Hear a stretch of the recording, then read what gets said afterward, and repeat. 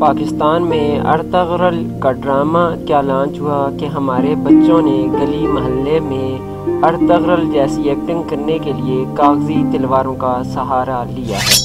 Ertugrul کا drama ہمارے بچوں کو اتنا بہایا کہ اب وہ بھی کاغذی تلواروں سے کھیلنے لگے۔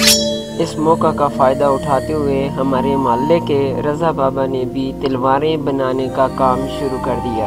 رضا بابا اتنی مہارت سے لکڑ سے تلوار تیار کرتے ہیں، پھر اس کو زبردست قسم کا کلر دیتے ہیں، اس کی ہتھی، اس کی ڈھال اس زبردست طریقے سے بناتے ہیں جس طرح کہ جیسے یہ بالکل اصل ہو۔ رضا بابا ایک لکڑ کو تراش خراش کر کے انتہائی مہارت کے ساتھ 1 سے 1.5 گھنٹے میں تقریباً 2 سے 2.5 فٹ کی تلوار تیار کر دیتے ہیں، پھر اس کو زبردست قسم کا اچھا سا نکھرا ہوا کلر اس پہ لگا دیتے ہیں اور پھر ایک تلوار جو ہے لکڑ کی تیار ہو جاتی ہے۔ رضا بابا سے جب ہماری بات ہوئی کہ آپ تلواریں کیوں بناتے ہیں تو ان کا یہ کہنا تھا کہ اسلامی ہسٹری اٹھا کے دیکھ لیں، تاریخ اسلام میں جتنی بھی جنگیں لڑی گئیں وہ تلواروں سے لڑی گئیں، تو اس حوالے سے ان کو زیادہ اس لیے بھی شوق ہے کہ ہماری ہسٹری جو ہے وہ تلواروں سے بھری پڑی ہے، ہماری جنگیں جتنی بھی ہوئی ہیں وہ تلواروں سے ہوئی ہیں۔ آج کل جدید اسلحہ کا دور ہے، اس لیے تلوار نایاب ہوتی جا رہی۔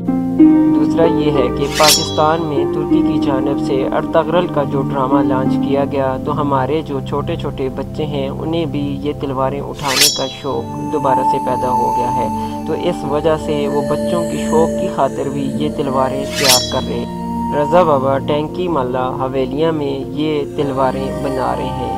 ایک تلوار کو بنانے میں تقریباً 200 سے 250 روپے خرچ آ جاتا ہے۔